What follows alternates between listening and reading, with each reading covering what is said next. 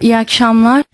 Good evening. First of all, at the end of the third day, I would like to thank you for staying here with me. I will introduce myself briefly. After doing my compulsory service, I have been working in Izmit for 3 years, and 2 years ago I started to work at a private institution. So I was trained to conduct behavioral therapy for patients with psychiatric disorders. As we all know, psychiatric disorder is quite common and it has a tendency to get chronical, leading to dysfunctions, inability. And when there is psychiatric disorder, there is a tendency to a more sedentary life. Also, cigarette use is another factor that gets common with psychiatric disorder. Also, we have studies on physical activity in psychiatric disorder, and it is an important part of the treatment. And as for metabolical diseases, physical activity was taught as an option, and it also takes place in guidelines. Physical activity in general, it has effects such as a risk factor that can be changed as a behavioral risk factor, maintaining physical health, reducing anxiety, stress, and depression. For both adolescents, and children, we have lots of studies conducted abroad. For preschool period between the age 3 to 6, they have exercise programs and activities. Both social media and in national education channels, they have such programs. Starting with adolescent psychiatric disorders, it has effects. It has short-acting and long-acting effects of exercise. First of all, chronic depression and schizophrenia that we have studies. And in those studies, without having a program in psychiatric clinics, we got outcomes regarding exercise studies, and it was found out that after exercise therapies, patients felt better. After that, for pediatric patients, can we do exercise?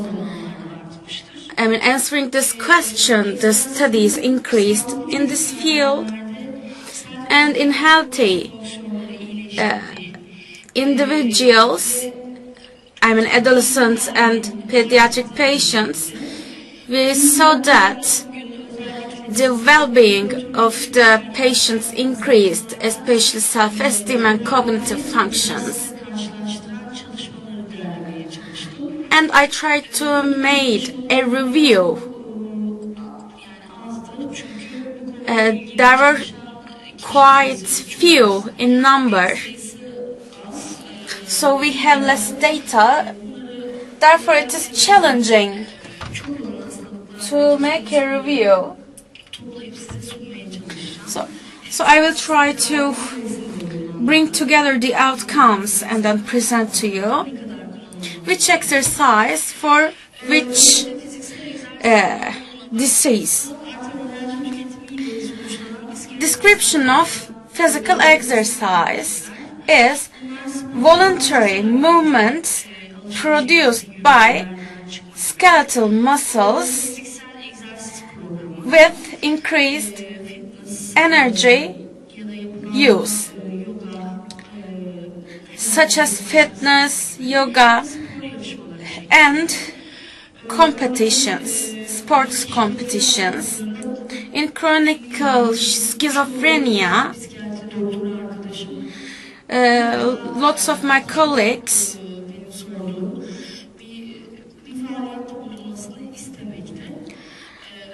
wants exercise for the patient. Like you go to the store, go take a shower, or go get a newspaper. So those things you do for your daily routine can be like exercise.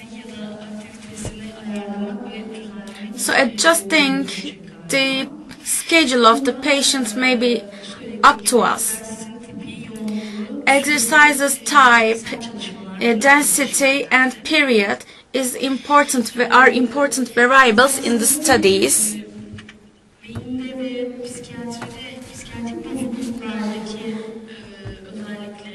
Especially when you look at the outcomes of the exercises in psychiatric disorders, you will see that the physical activity changes according to gender, age, weight, and the frequency. Because in the brain of the patient, gene expression is going to increase, and psychosocially, maybe it will help self-acceptance, affecting the mood and social interaction. Also, it increases self-regulation and compliance and adaptation. It also affects mental processes. Also, it will increase the well-being of the patient by increasing the quality of life. Also, we have positive outcomes when it comes to psychiatric disorders, even though we know their positive effects when we compare to other treatment modalities, the exercising. As we all know, in adolescents, depression ranks third in suicide rates,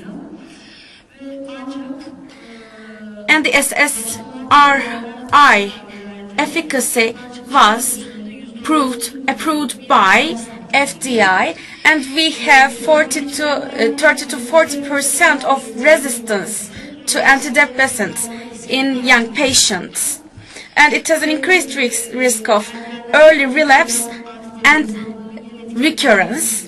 And we don't know the long-term side effects of the antidepressants, and also it is costly. So there are some financial studies about that.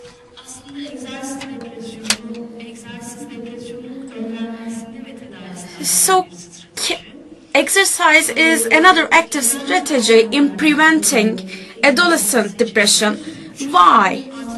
Because they don't want to use antidepressants, and they are afraid of being stigmatized. Also, along with drug, evidence-based treatment also it is hard to treat patients on evidence level based behavioral therapy. Also, you can modify exercises into the patient's life, and it should be manageable everywhere. So those are advantages. and exercises don't have side effects. Also, it has a lifelong effect. Exercise is an important part of an active, healthy life. Also, in the studies, exercise's role in health was researched, and in general population, we saw that depression and anxiety was decreased by exercise, but still we don't have enough evidence. In adolescent studies with depressive disorder, at the end of 12 weeks, according to treated group, we don't have any significant difference. However, in the long run, drug treatment supported with exercise was found out to be beneficial. In that study, we have a comparison of two groups, which is exercising group and a stretching group. And there is no drug treatment in this study. At the end of the 10th week, in both groups, depressive effects decreased significantly.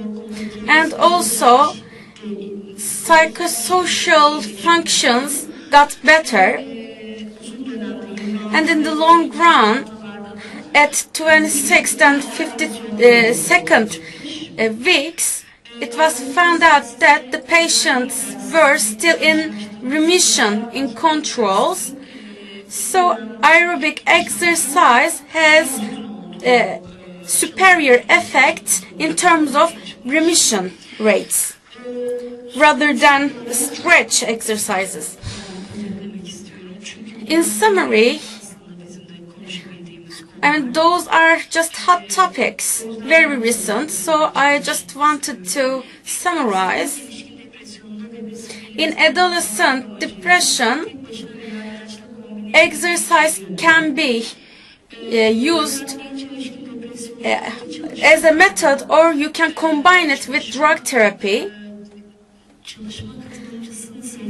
Also, there is a negative point that we have a very low participation in the studies regarding this topic, and also it doesn't take place in treatment protocols, which shows us that in pediatric and adolescent patients, I can say the same thing. We don't have enough studies which affect the outcomes. I mean, type and severity of the exercise are different in all studies, or the period is different. So it is very important, it is very hard to make a document and data out of them. And in anxiety disorder, we see that exercise has positive outcome because it will decrease the symptoms, and it can be used as adjuvant therapy. But exercising is not superior to drug therapy. And in studies, we have a limitation in the studies for pediatric and adolescent patients with anxiety.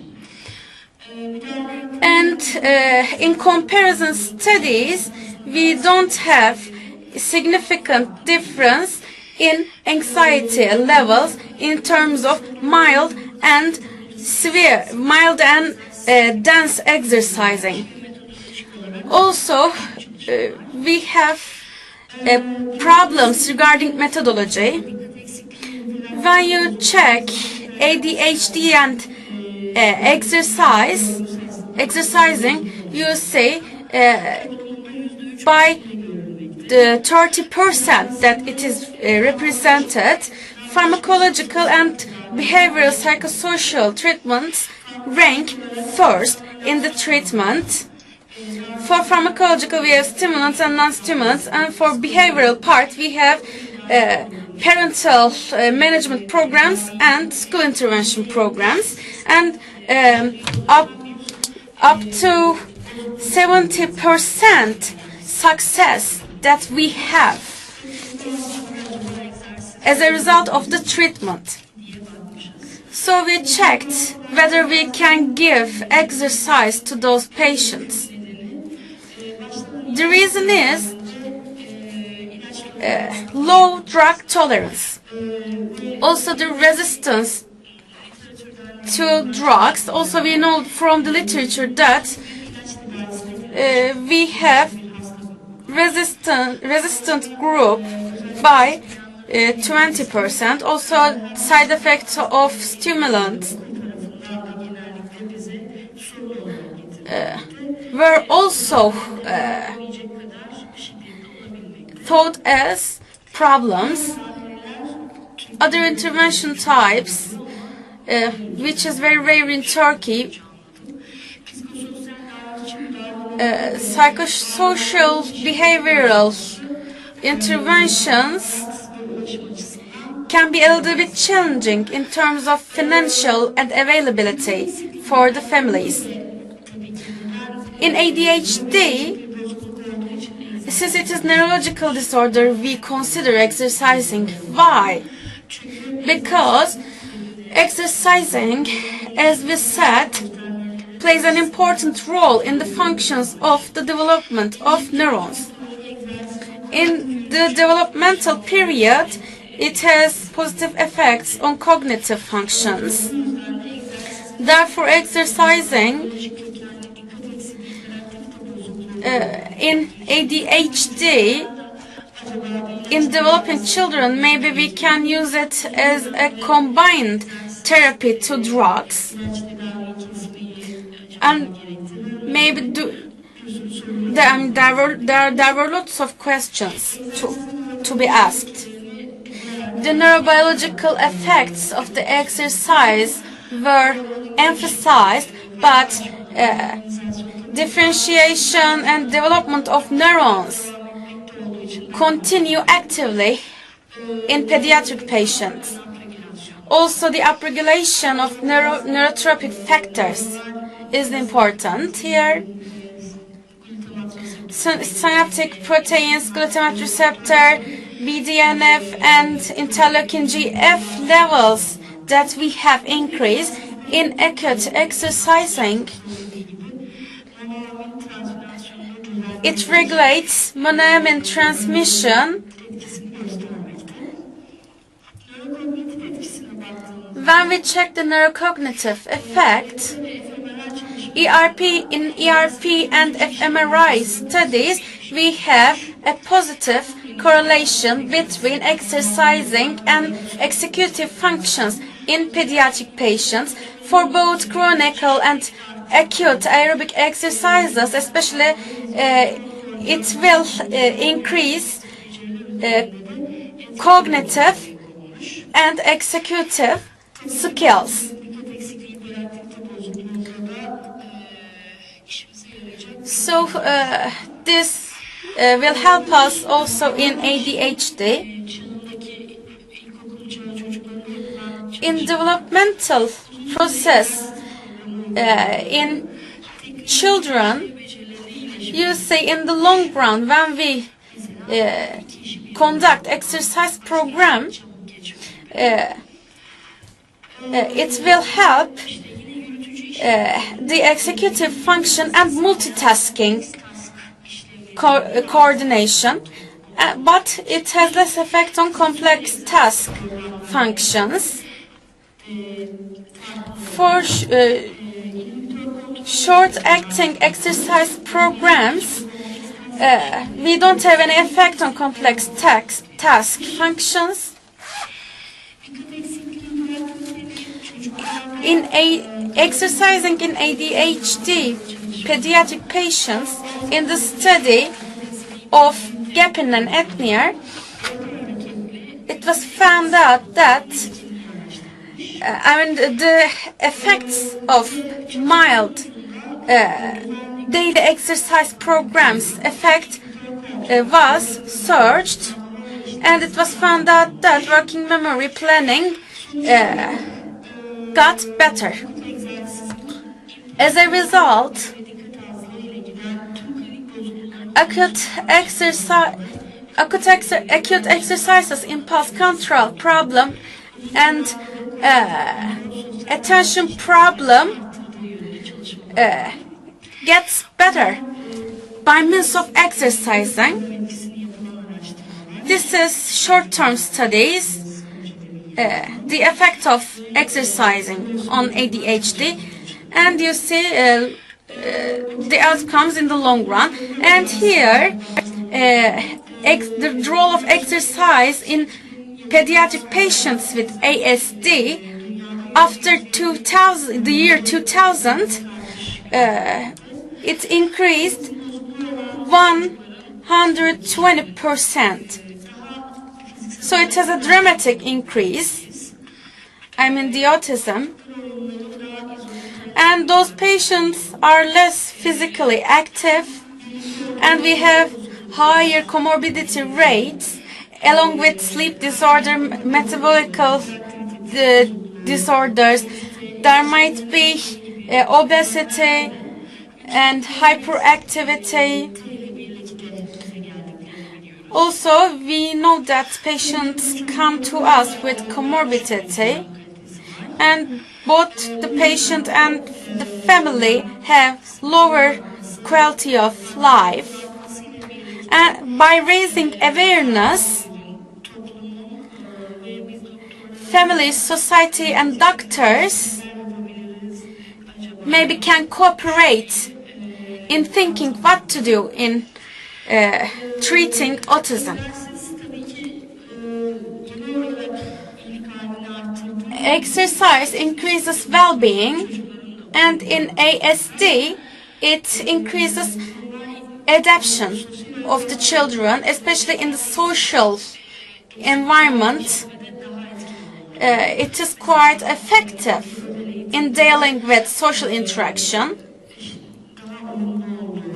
The patients become more compromising and give less negative reactions. And patients had more fun and felt better, and it directly affected decision-making mechanism of the patient, and has positive effect on cognitive and adaptive skills of the patient. So exercise overall affects the pediatric patient's well-being, both emotionally and physically.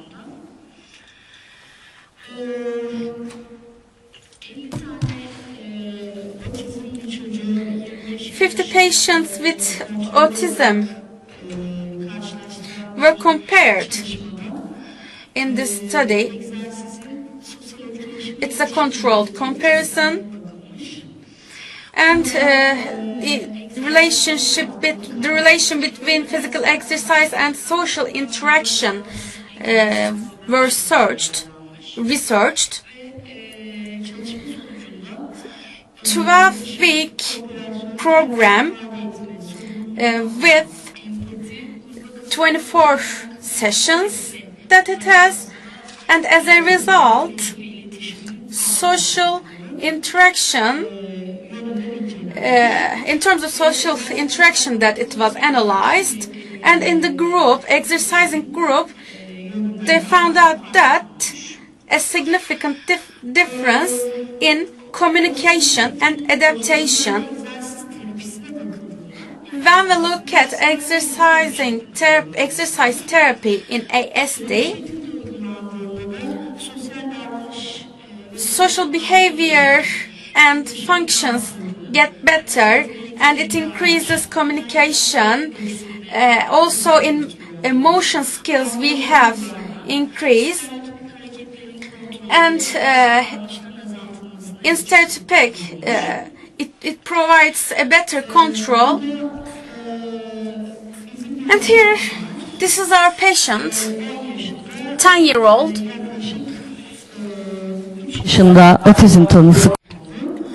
Diagnosed with autism by the age 3. So this is a sport club for children with autism. For the past 4 months, he has been playing table tennis in order to increase the coordination. But before that, he was bicycling. He was riding bicycles. So, but now he is playing table tennis. He is a lucky kid.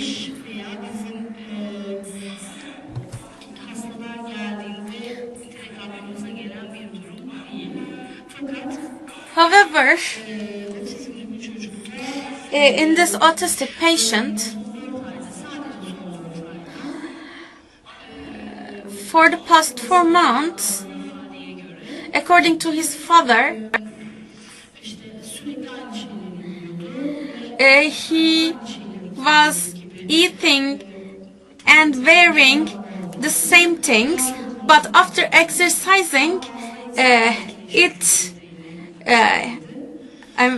his repetitive actions decreased, and he had better reactions and interactions with people. So I was quite impressed and wanted to share with you. So in training programs, special training programs, we don't have a standard procedure, but this kid has his own tutor. Therefore, in terms of expressing himself socially and actualizing himself, there is an increase. He used to only accept to play table tennis with his own teacher, but now he plays with other children too. In early pediatric psychiatry, I wanted to rank the diseases. Physical developmental disability and intellectual disability are 2 different symposium topics. Also eating disorders, and in patients with alcohol and substance use, the role of exercise was researched, and also in gesture disorder, they say it has positive effect, but it is not evidence-based. So that's how I would like to end my presentation. Thank you so much for your attention.